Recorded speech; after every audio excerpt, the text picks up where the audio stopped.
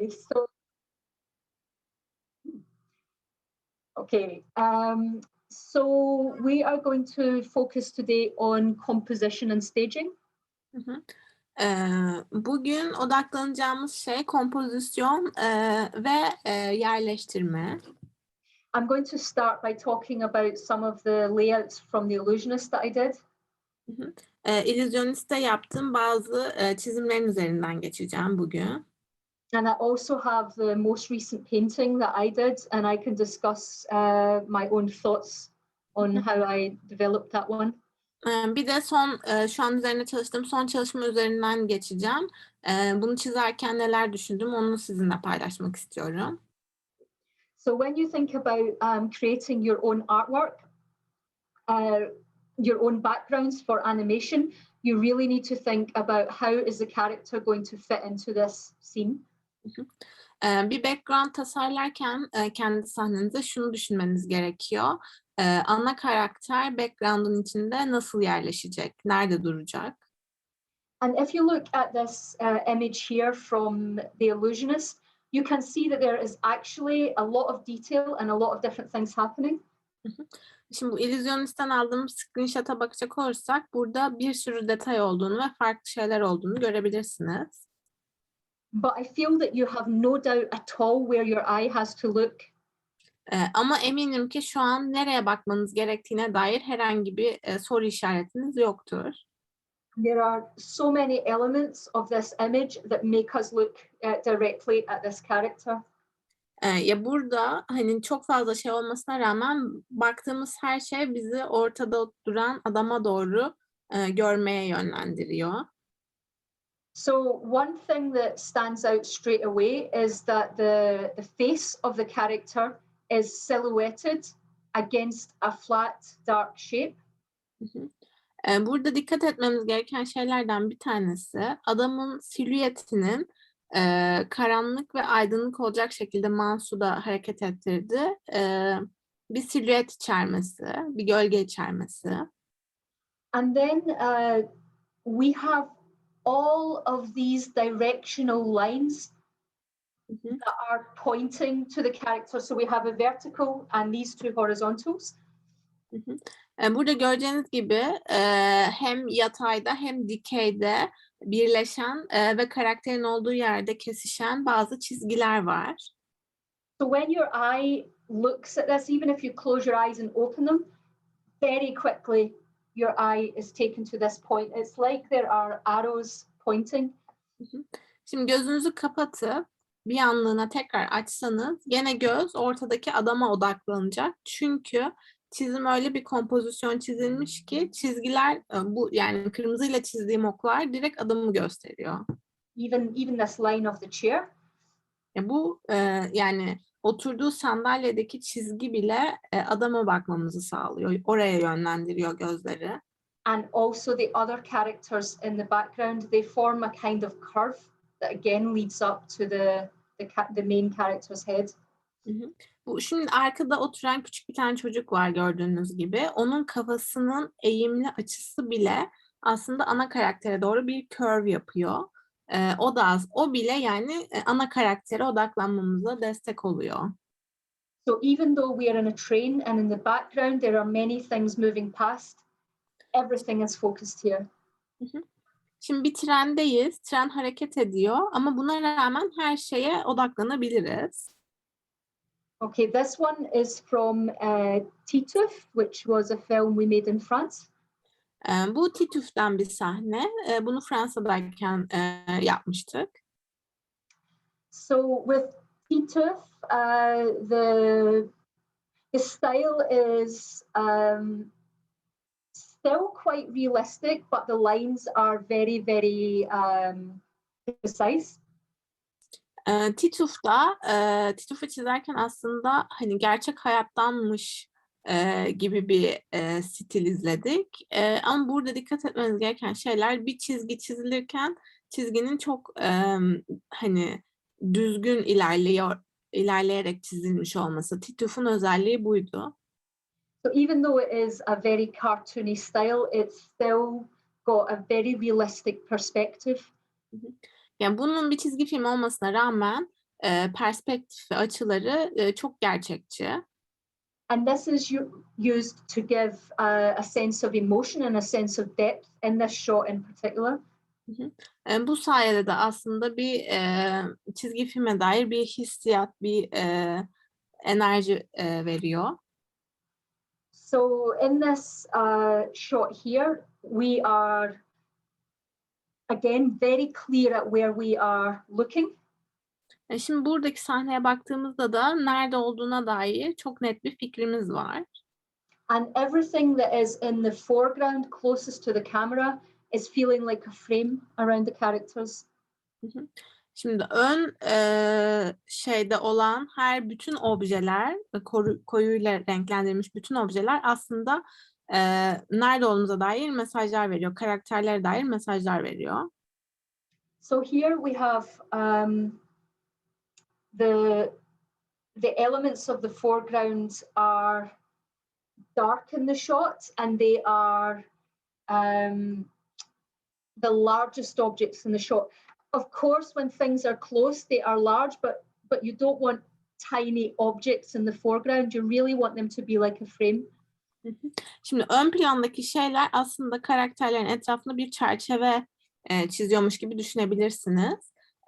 Ön plandakiler her zaman daha büyük ve daha geniş önde oldukları için. And then if we were talking about having a middle ground and a background, in this case, the characters are in the middle ground. Şimdi orta plan ve geri plan üzerine konuşacak olursak da orta planda karakterlerimiz var ve en arkada da arka planımız var. And what we have in the background here are just very small details of rooms that are outside of this main room. Burada da aslında arka plana baktığımız zaman odaya dair küçük detaylar var. Bizim hangi odada olduğumuza dair mesajlar veriyor. And it's small details like that that give us an illusion of reality. Bu küçük detaylar aslında bize gerçekliğe dair bir mesaj veriyor. So we can really feel like there is life beyond this drawing. Ya şunu anlayabiliyoruz. Bu çizimin arkasında gerçekten yaşanan bir hayat var. So I will zoom in a little on this one. Buna biraz zoom yapacağım. So again, this is from Titov. Bu da gene Tituv'dan bir sahne. And the notes, by the way, they are in the folder. I put them in fresh today. Burada da çizimi tekrar renklendirdim. Ön taraflarda ve arka taraflarda olacak şekilde. So again, we have some things that are making a frame for the characters. Şimdi tekrar karakterlerin etrafına bir çerçeve çizdiğimizi görebilirsiniz. First of all, in this image, there is something that is very distinctly like a stage. Burada ilk olarak aslında böyle bir sahneye benzeyen bir şey var. Yeşille çizilmiş. Yani so they are high and they have this kind of platform to speak. Şimdi karakterleri yerden yükselten bir platformun üzerinde gibiler. Sanki böyle bir halka sesleniş gibi bir durum var bu sahnede. And again, we can consider this to be the middle area of the image. Bunu gene çizimin ortalarında bir yer olduğunu düşünebiliriz. Again, we have like this big overall foreground shape that is creating a frame for the image. Bu aşağıda gördüğünüz çimensi otlar aslında gene alttan bir çerçeve oluşturuyor bize. Koyu renkle işaretledim. And then these smaller detailed areas around the characters also provide an interesting frame.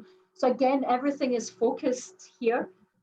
Şimdi burada 3 tane ağaç görüyorsunuz. 2 tane aşağıda, bir tane yukarıda. O ağaçlar da aslında ana karakterlere odaklanmamızı sağlayan yönlendirmeler yapıyor bize.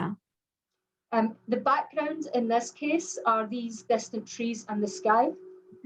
Bu sahne içinde geri plan aslında bulutlar ve arkada kalan ağaçlar olarak düşünebiliriz.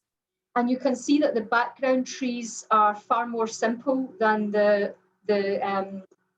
the plants in the foreground. Şimdi dikkat edecek olursanız ön plandaki ağaçlar daha detaylıca çizilmiş. Ama arka plandaki ağaçların sadece gövdeleri ve hani bir ağaç olduğuna dair detay var. So this is it's part of the composition, but also part of the perspective. Bu aslında kompozisyonun bir parçası ama aynı zamanda perspektifin de bir parçası.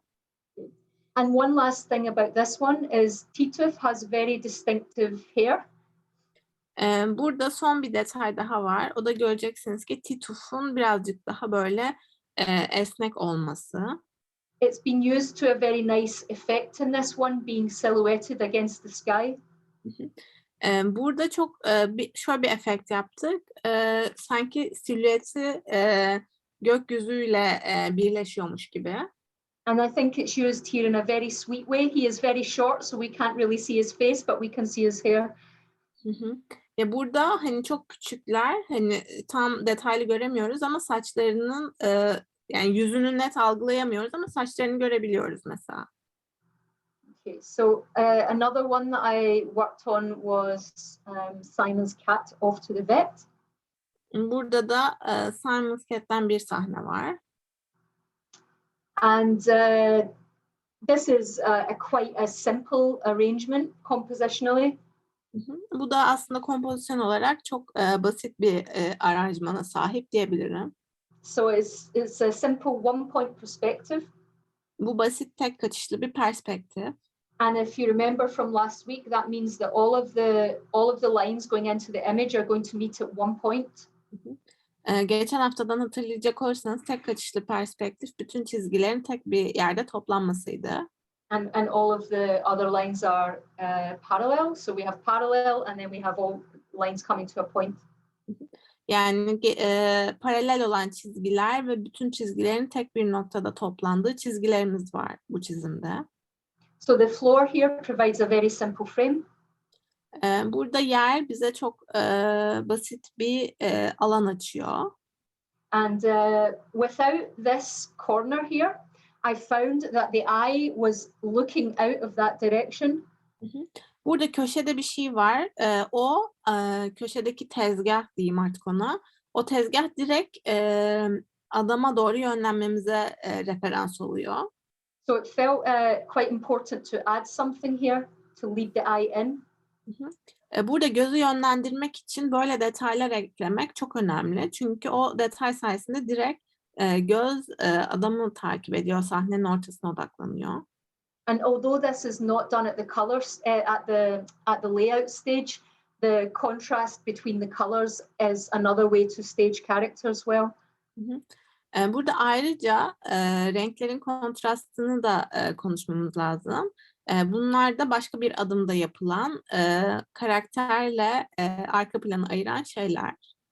So it's good to be aware of what the color scheme might be, so that when you're planning, you know if they are going to be good together or if they are going to clash. Bir geri plan çalışıyorken şöyle bir hani renkleri anlamlandırmak iyi olacaktır. Çünkü bazı renkler birbiriyle uyumluyken bazıları böyle çok bir karmaşa yaratabilir. Onun için geri plan çalışmaya başlamadan önce buna da dikkat etmek gerekiyor. Does anyone have any questions at this point? Buraya kadar herhangi bir sorusu olan var mı? No. I guess no. So now we're going to talk about something called tangents. Şimdi başka bir konu hakkında konuşacağız. Bunun adı da tangents diye geçiyor. Teğet diye çevirebiliriz galiba. Teğet geçen şeyler. They are so important. So listen carefully. Burası çok önemli. Lütfen dikkatlice dinleyin.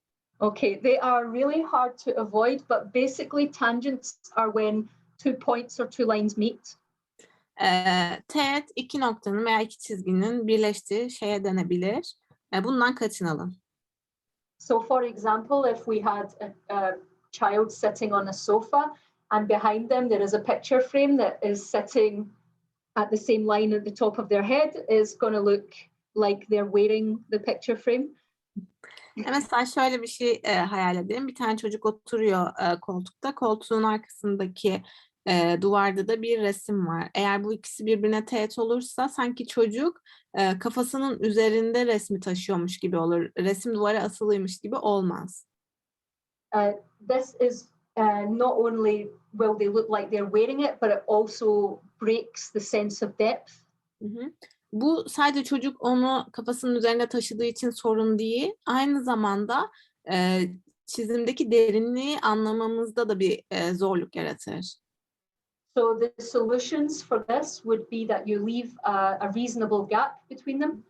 Bunun için çözüm ya anlamlı bir boşluk bırakmak Or you would create depth by actually having them with a good overlap. Veya doğru bir şekilde üst üste gelecek, çıkışacak şekilde çizmek. Another thing that happens with tangents is when, for example, these lines are meeting here all at this corner, we are focusing on something that is not important.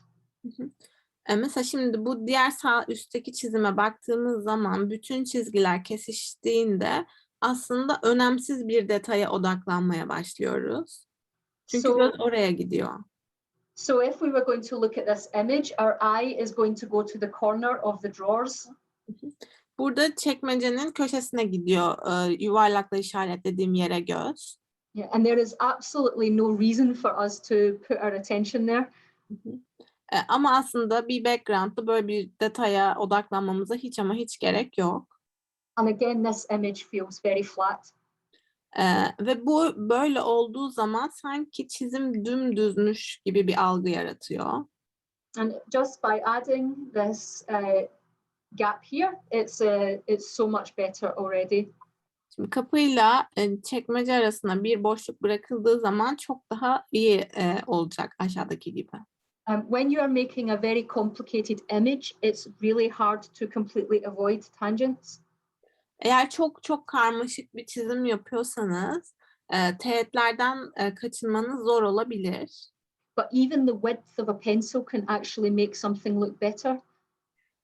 Bunun yani kalemin kalınlığını değiştirerek bile aslında bu hissi değiştirebilirsiniz. Yani teğet geçme hissini.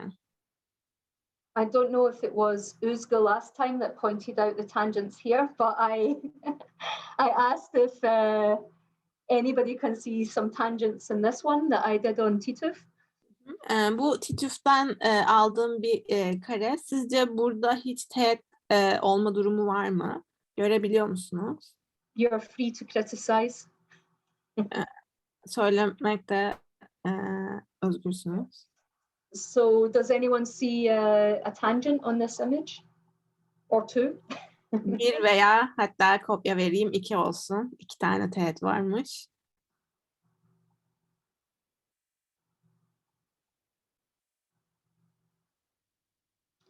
So you're looking for lines that run into each other or corners that touch lines and so on. Birbirine değen noktalar, çizgiler, üst üste gelen şeyler olabilir diyor. There is one guess. The food and the toilet is tangent. Göksu Yeah, it is. I mean, so first of all, this is a decision the animator made. So unfortunately, that didn't come at the layout stage. The animator would have probably changed that a little bit. Bu söylediği, Göksu'nun söylediği aslında animatörün yaptığı bir şey. Yani background'da olan bir şey değil. Karakteri yerleştirdiğimiz zaman ortaya çıkan bir teğet. Ama bundan başka, I guess there are more. This is not the tangent, right? Yeah, sure. This one, I mean, it's correct, but it's not done at the layout stage. So the part that I did was the background, and if Dennis was here, he would be trying to tell me like 10 of them, but Yes, probably. anyway. Diyor ki Bu teğetlerden biri ama bu background aşamasında olan bir şey değil. Çünkü background çizildikten sonra üstüne animasyon ekleniyor. Bu animatörün yaptığı bir şey. Ben background'da olan şeyleri aramanızı istiyorum dedi. Bir de geçen seneden hatırlayanlar vardır. Deniz vardı. Deniz olsaydı şimdi 10 tane bile söylemişti dedi. And there are some more guests. The newspaper thing and the wall. And the lines are connecting with the toilet brush, they say. Yes. So for me, this is fine. This side for me is perfect. It doesn't nothing. I mean, it's fine that there is overlap, but there is nothing touching anything else. This is perfect, I think. And then here we have the toilet brush and this corner exactly touching. This is horrible. I'm so angry at myself. If I could turn back time, this would not be there. So for me, it's so annoying to look at it. Diyor ki gazetelik uygun, hani gazetelikle duvar arasındaki mesafe bence iyi ama eğer zamanında seyahat edebilseydim asla tuvalet fırçasını oraya koymazdım. Tuvalet fırçası benim için bir utanç, orada bir teğet olması. No one on the planet cares but me. But I care. Bunu gören kimsenin umrunda değildi ama ben bunu fark ettim ve bunun için çok üzgünüm. And then the other one, which is also, in my opinion, horrible, is the radio and the line of the wall. Burada ikinci korkunç olan, daha korkunç olan da duvarla radyonun köşesi çakışmış. Nur'un söylediği, Burcu ve Nur da söylemiş. Evet. If I moved the radio just a fraction to the right, it would already be much better in terms of depth. Eğer radyoyu 2 santim sağ kaydırsaydım ya da 1 bile olabilir yani, her şey çok daha iyi olacaktı. So this is the way that I would like you to critique your own work. Siz de çizimlerinizi tamamladıktan sonra böyle bir kritik etmenizi isterim, öneriyorum. Okay, so here is another one that I did. Burada başka bir tane yaptığım şey var. There is only really one that feels, maybe two. No, there's two. Two that feel quite important for me. Burada gene 2 tane şey var. Background'da olan teğet beni gene rahatsız ediyor. Görebilecek misiniz acaba? Kupayla sanırım tıraş köpüğü sanki vücuttan çıkmış gibi. Kim?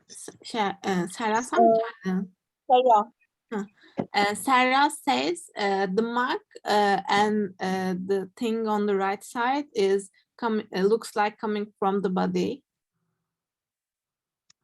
Yeah, again, like with the character, because the character will be moving around. So this is one moment in time that is caught. You see, so with the character, it's probably moving around the screen, so it might not be an issue. Ya burada şöyle, geçen çizimde de benzer bir şey olmuştu. Karakter sonradan eklendiği için karakter yokmuş gibi arka planda kesişen şeylere bakın. Çünkü karakter sonradan başka birileri tarafından ekleniyor ama arka planda olan teğet olma durumlarına bakabilirsiniz.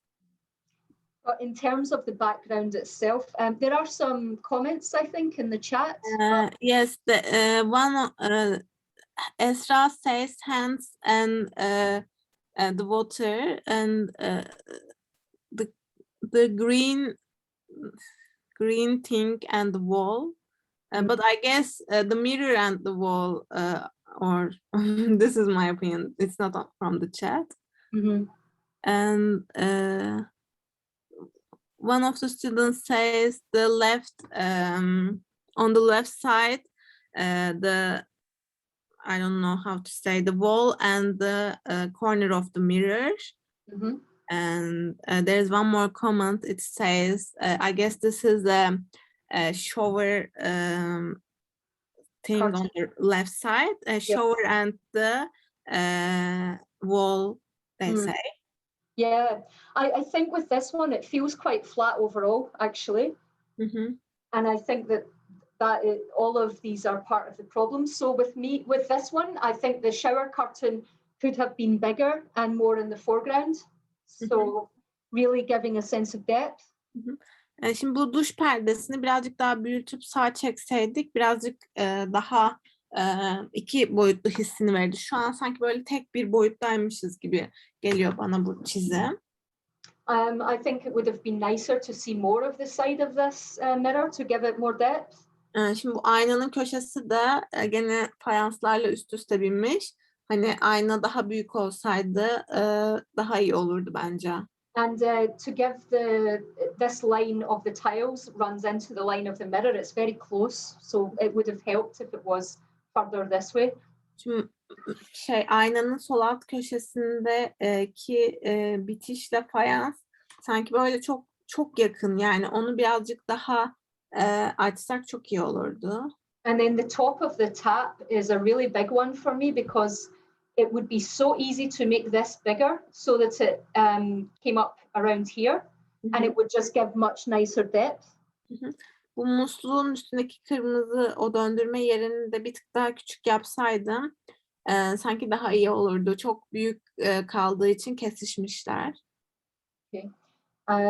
And also having this little kind of label here in the background on the mirror, it sort of takes away from the depth of the tap, what do you call that? Hose, we'll call it. I don't know English. Don't tell anyone. I guess you know better than I do. What is it called? Şimdi musluğun altında da bir şeyler var ama İngilizcesi ne bilmediğim için tarif edemiyorum dedi. Ben de dedim ki sen benden daha İngilizce biliyorsun, yani nasıl tarif edemiyorsun dedim, ama musluğun bittiği yerle aynanın fayansların olduğu yer arasında da çok yakınlık var gibi hissediyorum dedi. And there is one more comment by the way. In the mirror there is a line. I think it's for the opening the mirror or something like that. It also connects with the line in the wall. Yes, yes, it does. Evet, evet, çok doğru. Not my favorite. Okay, I'm going to go away and hang my head in shame. Evet, bunu fark ettiğinize göre utanç içinde bir sonraki sahneye geçebilirim. Orayı da yanlış yapmışım. Okay. So I just put some of the ones from The Illusionist that I worked on just to give you some ideas when you are drawing your own houses, as we discussed last week. So you can just look at these images on the notes. Şimdi bu resimlere sadece bakalım diye ekledim. Bunlar benim çizdiğim, illüzyonisten çizdiğim ve aldığım bazı kareler. Siz de kendinize ev içerisinde gerçekleşen bir animasyon çizerseniz bu detayları kullanabilirsiniz. So I will let you look at these in your own time and just see if you can discover tangents or anything that you would change and reflect on that when you're doing your own work. Bunları hani daha geniş bir zamanda kendi kendinize bakıp eğer teğet olma durumları varsa veya hani şunu farklı çizerdim dediğiniz bir şey varsa sizin bakmanızı isterim. So now let's just take a little bit of time to look at your work and we'll talk about what you did during the week for those who did homework. Şimdi birazcık ödevlere bakalım. Ödevlerden sonra tekrar geri döneriz. Hafta boyunca neler yaptığınızı merak ediyorum. And then we'll go, as I say, to my recent painting and we'll talk about the composition. Bu şeylere baktıktan sonra, ödevlere baktıktan sonra da benim son çizimime bakıp onun üzerinden geçeceğiz. Are there any questions? Buraya kadar herhangi bir soru var mı? Benim sormak istediğim bir soru var aslında. Bu arka planları belli bir yere, bir ortama gidip orayı bakarak mı yapıyor, yoksa oradaki o detayların hepsini kendisi esinlenerek mi çiziyor? Hani arka planın detaylarını, oradaki mesela bir kovayı, resmi bunların hepsini kendisi mi düşünüyor? Rumeysa wants to ask you a question. For example, did you draw all the backgrounds in your imagination, or do you reference from somewhere? For example, for the toilet drawing, did you inspire from somewhere, or it's just come from out of your mind? with Titov, somebody else did the rough images. Hı hı. So I already had the design. Hı hı. Tituf çizgi filminde mesela başka birisi tasarımları yapmıştı. Onun için benim elimde çizilmiş bir şeyler vardı. Onun üstüne ekledim.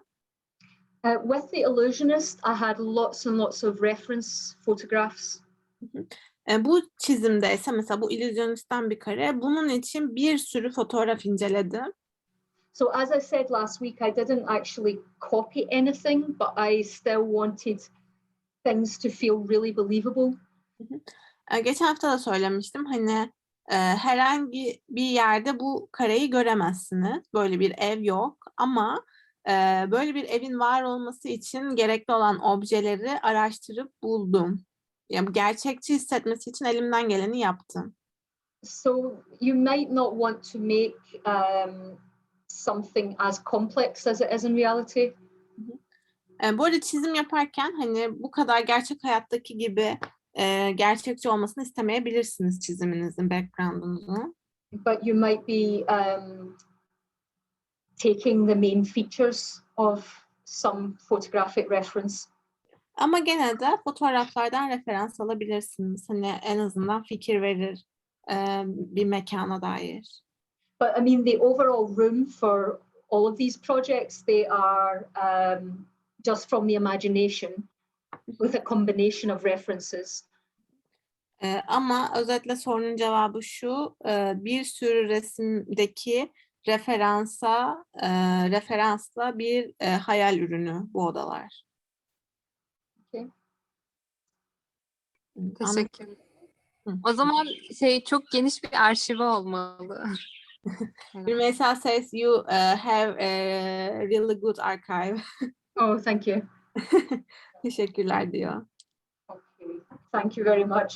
So now I will look at the work. I think there's nothing in this one. Am I right? Yes. Burke. Balan'ınki boşmuş. Burcu'nunkine bakalım. It's very interesting angle, very hard to do from. This is obviously from the floor, which is really interesting. Bu sol üstteki çok hani aşağıdan olduğu belli ama ilginç bir açı olmuş.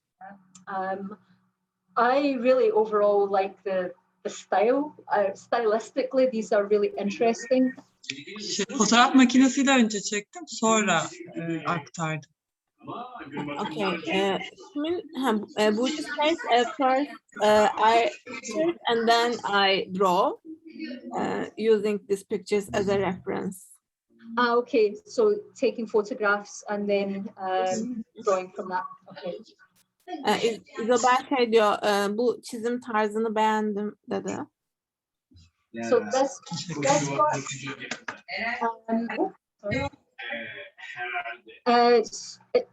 could turn off your microphone? Is it? Can you say again, because I guess I have connection problem. There we go. That's it. Thank you. Thank you. It was the microphone, just to turn it off because it was loud. So for this one, I think it's possibly just too exaggerated here. So I think which one on the right side? Okay. Yeah. So here, I think that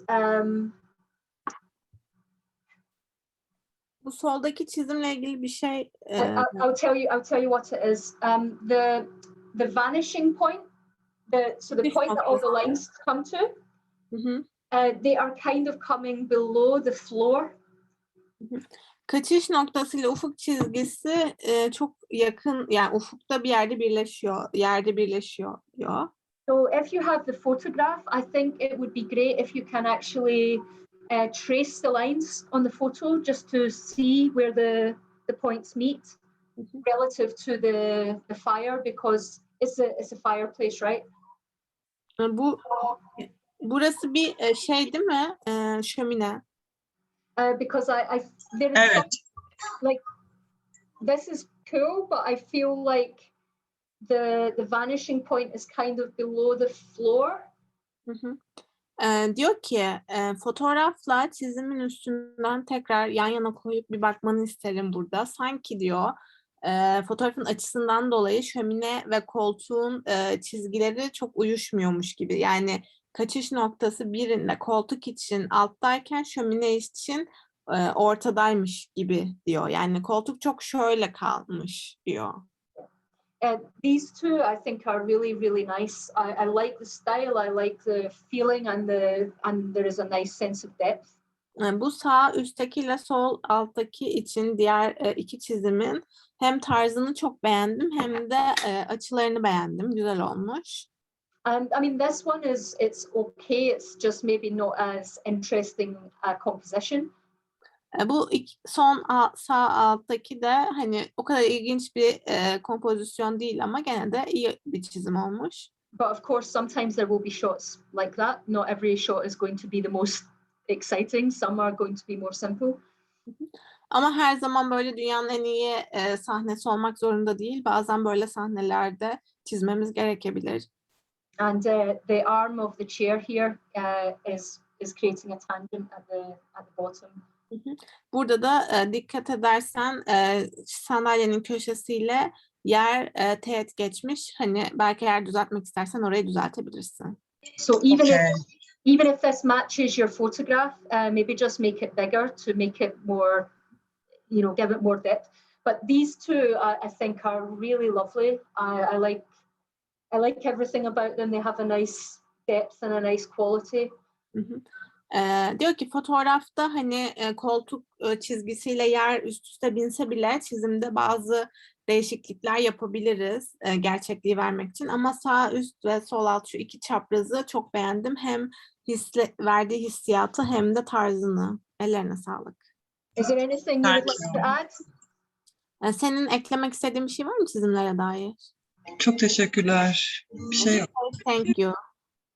She doesn't want to add anything more. Thank you. Okay. So yes. So here, I think it's a good study of one-point perspective. Bu tek kaçışlı perspektif için çok iyi bir çalışma olmuş. She says they are a little bit rough drawings. It's okay. I mean, I asked for rough drawings anyway. It's fine.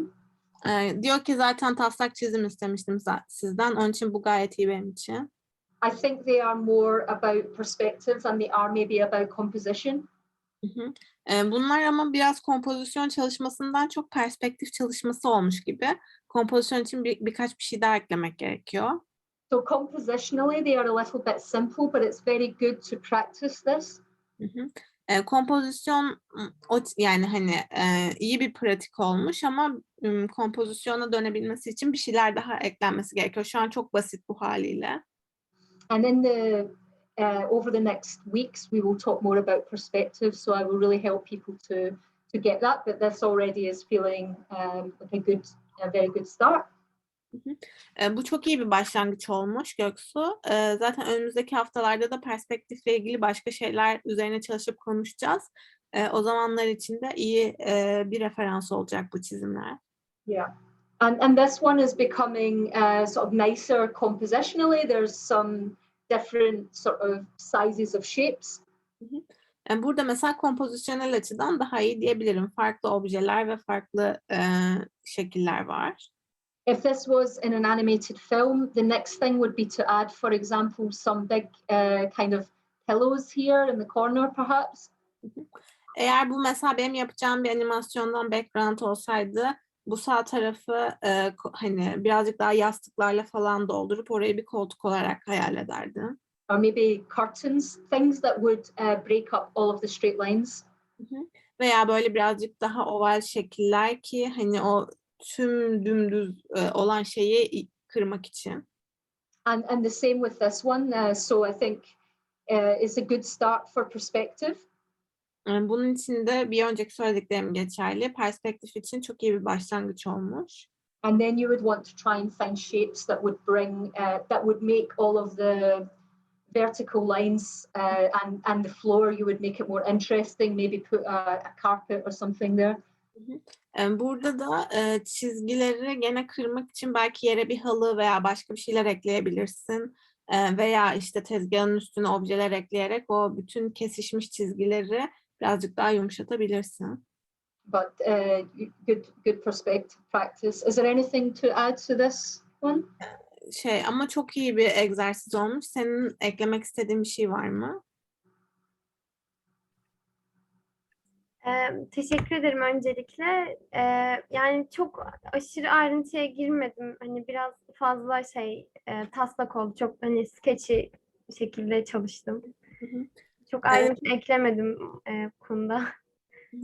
She says it's very rough drawings. I also know that, but thank you for your comments. No problem. Okay. Üzerine ekleyebilirsin diyor. Sorun değil diyor. Yeah, this was a nice, challenging view. Is this a real bird that is in someone's bedroom? Bu da gerçekten güzel bir sahne olmuş. Sağ üstteki kuş gerçek bir kuş mu yoksa süs mü? If so, I want to live there. Gerçek bir kuş olarak düşünmüştüm. She thought it's a real bird. Oh yeah? Yes. Nice. So nice. Diyor ki ben orada yaşayayım o zaman. Teşekkür ederim. Okay, so my first thing is with the ellipse of the table. We will talk about how to draw ellipse in a few weeks' time. Şimdi ilk söyleyeceğim şey masadaki elips şekliyle ilgili birkaç hafta içinde elipsi nasıl çizileceğine dair bir dersimiz olacak. Something I didn't mention about tangents is that you also don't want anything to be too close to the edge of the frame, like any lines to be too close to the edge. Bu teğet geçmeyle ilgili size söylemeye atladığım bir şey var. Yeri gelmişken söyleyeyim. Bir köşeyi veya bir bitişi de çok altlara yani köşelere yaklaştırmak istemeyebilirsiniz. Yani obje ortalarda olmasını istersiniz. So this ellipse, I would expect it to be wider at the bottom, but it would make it very close to the frame. Mesela buradaki elipsi çizecek olsaydım ben masa olarak alttaki ayağını göstermeyip sahneye daha da yaklaştırırdım ve daha büyük çizerdim. So how I would frame this is actually I would just have like starting maybe half a table. So we would just see, so the whole table might be a little bit bigger and pulled down. Hatta belki yani bütün masayı göstermek yerine masanın yarısını bile gösterebilirdim orada. Yarım bir elipsmişçesine. And I don't know if I'm correct or not, but I'm guessing that the bed is against the wall, or is there a space? Burada tam emin olamadım. Yatakla duvar arasında bir mesafe var mı yoksa yatak duvara yapışık mı? Bir mesafe var. She says there is some space between bed and the wall. Okay, that's fine then. It makes perfect sense. I wanted to check because this looks like it's more towards the wall than the bed. Sadece çizimin doğruluğunu kontrol etmek için sordum. Çünkü şu yatağın başının üstünden geçen çizgi ve yer çizgisi tam uyuşmuyor gibiydi ama şimdi mesafe varsa oturdu yerine. Okay. So this image is using two-point perspective. Burada iki kaçışlı bir perspektif kullanılmış galiba. This means that it's more complex. So I'm going to again talk about this in a few weeks' time. İki kaçışlı perspektifler birazcık daha karmaşık oluyor. Bununla ilgili de önümüzdeki haftaki derslerimizde detaylıca konuşacağım. And what you can do when once we've done that is you can go back and just see if you can bring everything onto the exact points. Bu işte önümüzdeki haftalarda o dersi işledikten sonra belki tekrar bu çizime dönüp hataların var mı diye kontrol edebilirsin. Okay. This one is super nice. I love it. It's a great use of perspective. Bu çok güzel. Bu benim çok hoşuma gitti. Perspektif de çok iyi kullanılmış. And this depth is really cool because also it's a nice, interesting shape. Buradaki bu ayak detayı çok iyi olmuş. Çok güzel bir derinlik vermiş. Yes, so I'm looking for tangents, and you've done really well because we didn't discuss it before. There are a couple, so I'll point them out, but this is also really cool. It's very, very close, but there's a couple of very small ones. Burada teğet geçme durumunu görmeden önce çizilmiş bir çizim olmasına rağmen çok fazla teğet yok. Onun için de çok iyi. Gene bir iki tane teğet görüyorum. Belki onlar düzeltilebilir. And even if you are drawing from life, just cheat a little bit. Gene de yani gerçek hayattan bir şey çiziyor bile olsanız, evinizden bir şey çizebiliyor olsanız birazcık şey yapabilirsiniz, yani kopya çekebilirsiniz veya değiştirebilirsiniz. So one of them is this box. If you just make it a little bit taller, it will help to give that depth. Mesela şu dolabın üstündeki kutu birazcık daha büyük olsaydı çok daha iyi bir derinlik verecekti bize. So you can Gerçek have, hayatta öyle olmayabilir ama çizimde öyle olmasını istedi. and then the other one is just to have that corner. I would suggest, because there are a couple of vertical lines here, is just to pull it back to the right of the screen a little bit. Mesela burada da koltuğun bitişini bir tık sağa kaydırmak istedim. Çünkü 3-4 tane çizgi orada çok birleşip yoğunlaştı. Koltuk bir tık sağa kayabilir. And I think like the horizontal lines here, also it's going to be good if you can just move them. This is so small, but these are the things that will make it really, really top. Şimdi bu çok küçük bir detay gibi gözükebilir ama önemli bir şey. Çekmecenin çizgisiyle koltuğun çizgisi üst üste gelmiş. O da değişebilir. Çekmece biraz yer değiştirebilir aşağı veya yukarı. And this is again, it's really, really nice. I like it a lot. I think it would be lovely in an animation. Bunu da çok beğendim. Çok güzel bir çizim olmuş. Bir animasyonda kullanılabilir bir şey bu. And you could probably again cheat this little bit over here where there are quite a lot of lines together. Bu masa ve sandalyenin olduğu köşede de gene bazı değişiklikler yapılabilir. Çok So fazla maybe üst üste binmiş. you could take the leg of the table and put it just a little bit behind, and the corner of the table is against the wall. So just taking the table and pulling it a little bit back is going to help that corner over there. Mesela masayı biraz sola çekebiliriz. Masayı sola çekersek bütün bu ortadan kalkacak. But anyways, it's really nice. Ama gene de çok güzel olmuş. Ellerine sağlık. Would you like to add anything? Bir şey söylemek ister misin? Hayır, teşekkür ederim. She says thank you. Next.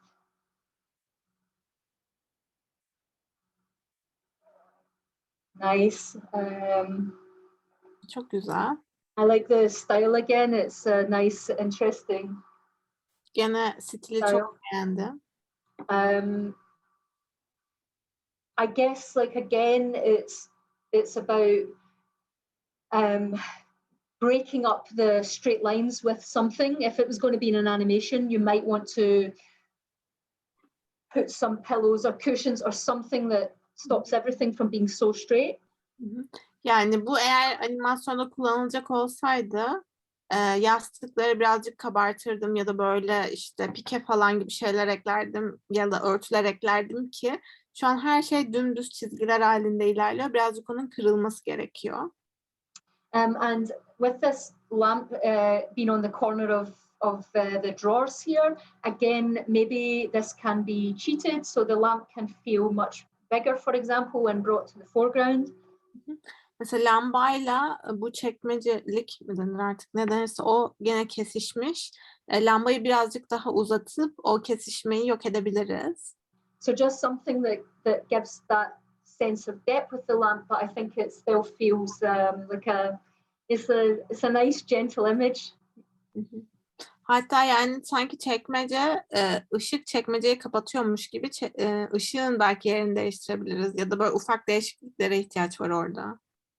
Is this different? Is it a test? Sadece perspektif çizgili ister, hani o çizgileri görmek ister diye eklemiştim This sadece. is just for the reference. I see, okay. I spot the difference. Okay. And it's the same just before the coloring. Yes. Yeah, but as always, it's a nice style. There's something very nice in this. Bu stili çok beğendim. Ellerine sağlık. Teşekkür ederim. She says thank you. Problem. Thank you.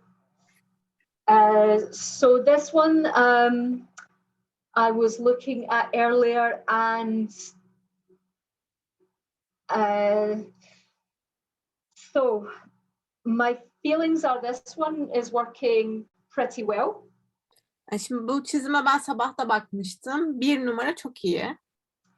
And then this one, I have the feeling that the top of the sink is much deeper than the height of the sink. Şimdi 2 numarada tezgahın üstü yukarıdaymış gibi, altı da çok aşağıdaymış gibi. Yani tezgah yamukmuş gibime geliyor. Does that make sense? So this feels quite short and this feels very deep. Yani alt kısım çok aşağıda, üst kısımda çok derin olduğu için bu hissiyat var. So I think the perspective is kind of working, but the scale of the front and the top are not quite right together. Yani burada perspektif doğru ama boyutlandırma yanlış. Mesafeler yanlış oturtulmuş gibi duruyor. Okay. So it's not a big change. It's just probably if you were redoing that one. Oops, sorry. If you were redoing that, go away. What are you? Eğer bunu tekrar çiziyor olsaydı, sorry. Yeah, so just have a look at that. And if you were redoing it, I would just make this longer. eğer tekrar çiziyor olsaydım şu aşağıda fırın olduğu yeri bir tık daha yukarı çizerdim, çekerdim. Böylelikle olacak tezgah boşluğu. Okay, with this one, there is one line that is making it a little bit confusing. Okay. 3 numarada sadece tek bir çizgi aklımı karıştırıyor. So here, because you cannot see the top of the sink, it means that the eyes are very low down in the shot. So the viewer is very low in the shot. Şimdi buradan baktığımızda aslında yani gören kişi çok aşağıdan bakıyormuş gibi. And Onun that's tezgahın üstünü göremiyor. great. It reads really well. Bu iyi bir şey. But it means that the vanishing point would be down here somewhere. Ama o zaman da kaçış noktası bu işte mouse'un durduğu yerlerden bir yerde olması gerekiyor. So this line on the wall would actually go the opposite way and would come down to a point down here somewhere instead of going up. Bu durumda da şu soldaki çizdiğimiz fayans çizgisi aşağı doğru değil, tam tersi yönde yukarı doğru olması gerekiyor ki perspektif doğru otursun. Does that make sense? Anlamlı mı? Anlaşıldı mı? Evet, ben orada zaten tahmin ettim, onu biraz ezbere çizdim aslında. She says, while I'm drawing, I realize something wrong, but I make it from my mind just automatically, and now I understand. I still do it all the time, so it's why when now with my work I'm using a grid all the time, because I still make this kind of mistake all the time. It's normal. Ya bu çok normal. Ben de çoğu zaman ezberden çiziyorum ve bazı hatalar yapıyorum. Hani dikkat etmek gerekiyor bunlara. Okay. But anyway, as we do perspective, we're going to talk about them more, and we'll figure that out. İlerleyen günlerde perspektif üzerine birazcık daha çalışacağız. O zamanlar çok da anlaşılır olacak.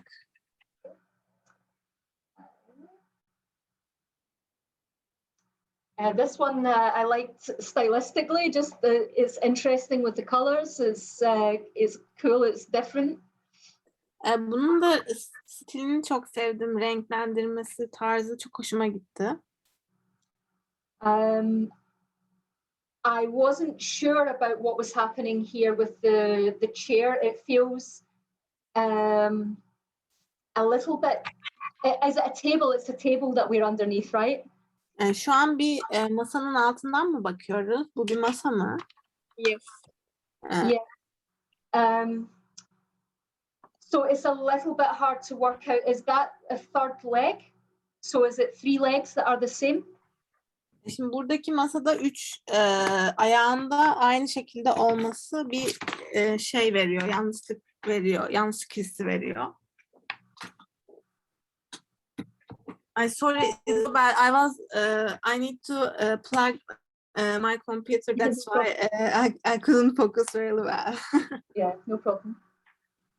So is it 3 legs that are the same? Bu üçü de aynı ayak tarzı mı? Yani 3 ayak da aynı formda mı? Çizilirken öyle mi hayal edildi? Ben yere yattım ve yerden bakarak çizdim. Hepsi aynı şeydi. Sadece ortadaki dik gözüküyordu. Diğer ikisi de gözüküyordu. Okay, she says I drove it with like I lie on the floor and I drove what I see. And the third leg was looking like straight. That's why I drove it straight, and the others have shape as shape. Yeah, that's fine. So, but the only comment that I have is that you can see the top of the leg is coming to the middle of the table. So the top of the leg would probably be here. Okay, that's all that I would say. Şimdi burada şöyle bir şey var. Ayakların bunu sormamın sebebi şuydu. 3. ayak masanın ortasındaymış gibi duruyor. Ama birazcık daha geride olması lazım bu 3 ayaklı üçgen formunda olabilmesi için. Onun için bu 3. dik gelen ayağı birazcık kesersem aslında tam olmuş olacak. And now 2 small things about tangent. One is maybe don't have it right at the top because it kind of meets the frame. It's not so appealing. And the other one is this tangent with I don't know if it's a bed, but the bed and the window. Şimdi teğetleri tekrar konuştuk. Burada pencerenin orada bir teğet var. Bir de ekstradan masanın üstü çerçeveyle teğet geçiyor. Belki onlar tekrardan düşünülebilir bugünkü dersten sonra. Okay. And this one, yeah, I think it's maybe a little bit off with the perspective up here. But you can maybe look at your grid again because I think this line would probably be straight if the horizon line is across here. So you can see that this line would actually lie on the horizon. Burada da biraz perspektif kaçmış gibi duruyor. Duvar çizgisinin birazcık daha yukarıda olması gerekiyordu. Perspektif çizgisini tekrar referansını kontrol edersen onu da yakalarsın diye düşünüyorum.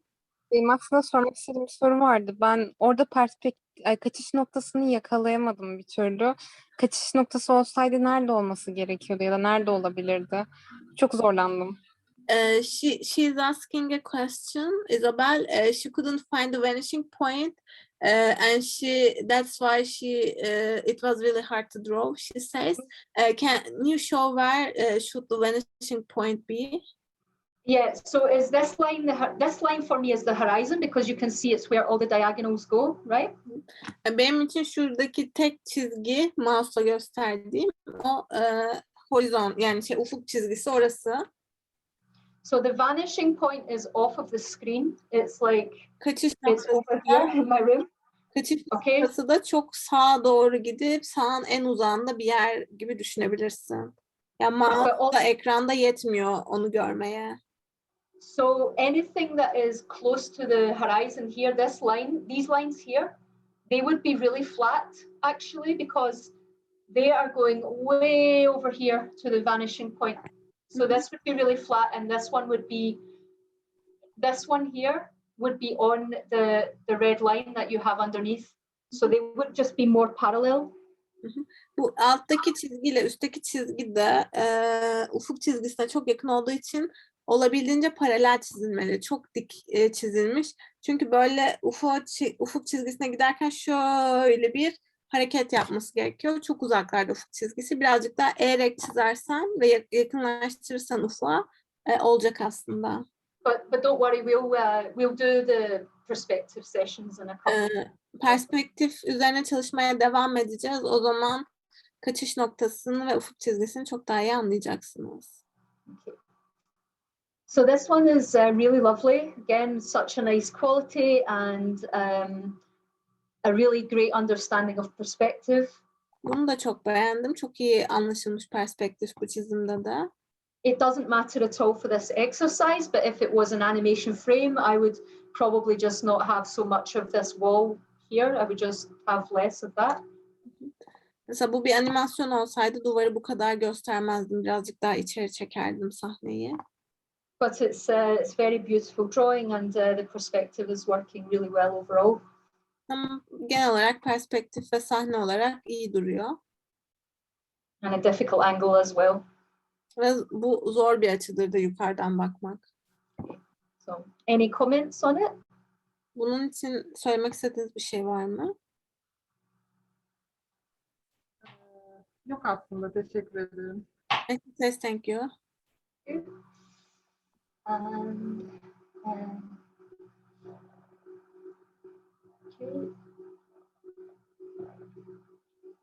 So again, these are like good practices for perspective.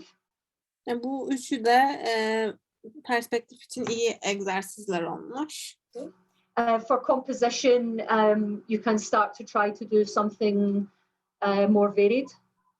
Kompozisyon için birazcık daha çalışabiliriz, bir şeyler daha ekleyebiliriz. And although this is really just an exercise, again, because we talked about tangents today, it's better if you don't have the points on the edge of the frame. Biliyorum hani teğetleri bugün konuştuk ama bundan sonrakiler için dikkat ederseniz iyi olur. Mesela bu kitaplığın köşeleri teğet değmiş. Bunun olmaması gerekiyor. Ya daha büyük ya daha küçük çizilmesi gerekiyor. But technically these are really nice start. Ama perspektif tekniği olarak gayet iyi. It's a lovely painting this. I think it's a really nice feeling and quality. Bu da renklendirilmesi, çizimi gayet iyi bir kalitede duruyor. The overall composition is really beautiful. Kompozisyon gerçekten iyi olmuş. And again, it's just some small tangent things. This corner here against this line and the books being right on the edge. They can just be pushed a little bit. Şimdi teğetlere tekrar bakacak olursak duvardaki o mavili yerle beyaz şey kesişmiş. Sağda kitaplar var masanın üstünde. Onlar kesişmiş. Bunlara dikkat edilebilir. So I would take this line and I would push it a little bit to the right. Bu sağ mavili yerin köşesindeki çizgiyi sağa doğru kaydırırdım. And the books I would probably just bring in a little bit so that they don't touch the corner. Kitapları da bir tık sola alırsam köşeye değmez diye düşünüyorum. Yeah, but this is such a nice style, really lovely. Ama gene de çizim stilini, renklendirmesini sevdim. Okay. Any comments on this one? Buna eklemek istediğiniz bir şey var mı? Teşekkür ederim. She says thank you. And last. Sonuncuya bakalım. It's correct, isn't it? I didn't miss anybody. Now we have a little character. Burada bir de karakterimiz de var. Okay. So this side is feeling really good in this complex structure. It's a good start. Bu şimdi bu çizimde bu dönüş çok iyi ama bina gibi olan şey çok dik kalmış o dönüşe doğru. Hani o his tam olmamış gibi. Again, for depth, you could take this tree and put it sort of overlapping with the house. So şimdi burada evle ağaçlar gene üst üste binmiş. Hani ağaçlar evin üstüne çıkabilir veya yer değiştirebilir. So it's more clearly behind it. Evin arkasında durması gerekiyor. Background'da olması gerekiyor. With this side, I'm not so. Oh, sorry, I keep doing the same thing. It's not so clear. I think it's the wall and the fence, but it's tricky to do. Burada bir duvar ve çitler varmış gibi ama çok yarım kalmış bir çizim. Bu devam ettirilmemiş. Sadece şöyle bir dönüş hissi verilmeye çalışmış ama devamı gelmemiş sanıyorum. So can I ask the person if that's correct? This is a wall and that's a fence, because if it is, I will maybe do a drawing later to try and see if I can make that feel like it's working. Bunu çizen kişi buradaysa aşağıdakiler duvar ve üstteki bir tel mi? Ben doğru mu anlamışım? Evet, üst taraftakiler tel. Hani böyle şey odun var, kenarlarındaki tel. Altında da taşlar var. En altta da çimler var. Evet, hocanın söylediği gibi yarım kaldı. Çünkü o yol birleşimini yapamadım. Hani referans çizimini bulamadım. O şekilde yarım kaldı. She says, I couldn't finish it because I couldn't imagine how it's supposed to go on the way. Yes. That's why I didn't make it. But on the C shapes are the grasses, and the O shapes are the stones, and there is a fence over there. Maybe O shapes can be also woods, but there's some woods and stones and the fences. Okay. Well, either you can develop it, or because maybe I'm not reading it right anyway, but if we can forget this side for now, this side is looking good. And maybe also you can think about the doors, the size of the door relative to the character. Maybe you might want to make them a little bit taller. Diyor ki tamam, hani sağ tarafa sonra bakarız. Sol taraf için konuşalım. Sol tarafta da mesela kapılarla karakteri ölçeklediğimiz zaman kapılar çok küçük kalıyor. Kapıların birazcık daha uzun olması gerekiyor ki karakterle hani uyuşsun. But this area is really cool. I like this area. Ama gene de şu evin olduğu köşeleri çok beğendim. Ellerine sağlık. Okay. Teşekkür ederim. She says thank you. Thank you. And last thing, okay, so this was the last painting that I did. It took me like a week. Bu da benim bir haftamı alan son çizim. Bir de bunun üstüne konuşmak istiyorum. And I changed it so much all the time. Bunun üzerine sürekli değişiklik yaptım. They say it looks amazing. Oh, thank you very much.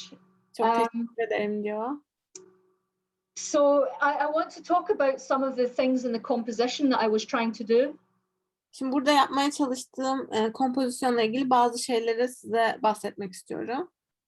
So I kind of wanted to make this feeling of your eye is coming in and looking around the characters in a kind of curve. Ben şu kırmızıyla çizdiğim açıya odaklanmayı istedim. İzleyen kişinin oraya bakmasını istedim. So of course I used these foreground elements like a frame. Şimdi ön planı çizerken hatırlarsanız demiştim ki bir çerçeve oluşturması gerekiyor. Onun için bu kırmızıyla çizdiğim yerlerde bir ön çerçeve oluşturması için tepecikler yaptım. And I tried not to make them symmetrical. Ve bunları simetrik yapmadım ki göz birbirini takip etmesin. And then this sort of big kind of shape here, I wanted it to be the main sort of world, the main part of the world that you could see. Burada bir üçgen şeklindeki yer var. Orayı da çizimin ana yeri yapmaya çalıştım. So I kind of wanted this house and the tree to feel like kind of like one thing, that they are combined with each other. Burada ev ve ağaç sanki tek bir objeymiş gibi, tek bir vücutmuş gibi çizmeye çalıştım. O hissi vermek istedim. So they are kind of, this is like the kind of main point of the story in a way that this world is a house and the forest combined. Aslında bütün çizimin hikayesi oradan çıkıyor. Orman ve evin iç içe geçmesi ve bir bütün oluşturması. I used the bridge for two reasons. One is just because I thought it was a nice, fantastical element. Burada bir köprü var. Köprüyü iyi bir böyle fantastik bir dünya yaratacağını düşündüğüm için ekledim. But I found it just a really nice way of bringing the characters together. Ama aynı zamanda bu kırmızıyla çizdiği çizgide de 5 tane karakter var. O karakterleri birleştirmek için bir araç olarak kullanmış.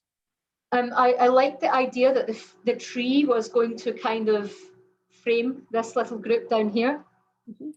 Burada şu yeni çizdiğim frame'in içerisine bakacak olursak, orada da ağacın aslında bir çerçeve oluşturmasını istedim. And one of the things I like to do with my composition is to see if I can find a composition inside the composition. Benim çizimlerimde yapmayı sevdiğim şeylerden birisi de bir kompozisyonun içine başka bir kompozisyon yerleştirmek. Bu mesela bunun bir örneği. So for example, I feel like this little corner is working on its own.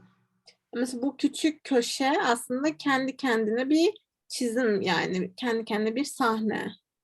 And I have left behind the characters, you can see that I have made it very soft with the atmosphere. Karakterlerin arkasına bakacağımız zaman böyle çok yumuşak bir atmosfer yaratmaya çalıştım. And so when they appear in the screen, they are really clear and there is nothing that is kind of clashing with them. Şimdi bu karakterler sahneye çıktığında aslında ya da yürüdüklerinde ne yaparlarsa onları arkada rahatsız edecek, önüne geçecek hiçbir şey yok. Like the character in The Illusionist, I like the idea that this washing line and the lights are kind of pointing towards Granny. Burada bir büyük anne var.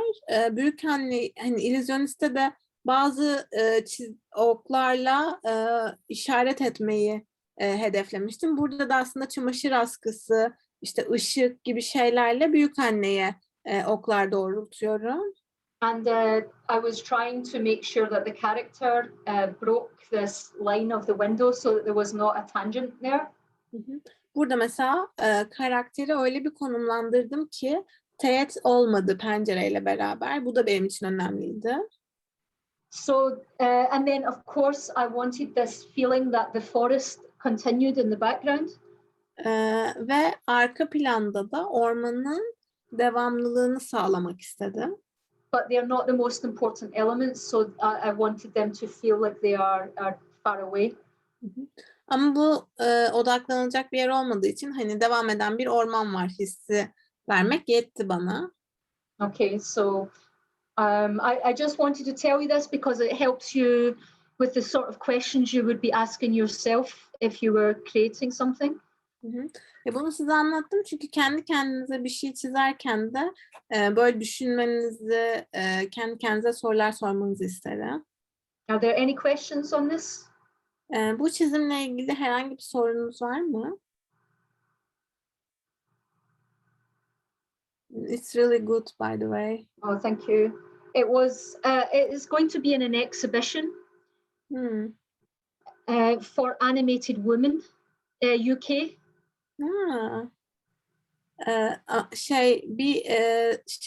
Sergi olacakmış, bir sergi için yapmış. Birleşik Krallık'taki kadın animatörlerin katılacağı bir sergiymiş. And I had a deadline to finish it and I was really stressed. Ve bunu teslim etmek için bir deadline'ı varmış. Onun için bayağı stresliymiş. But I'm happy with the result, but I'm trying to push and push and push the quality of the work.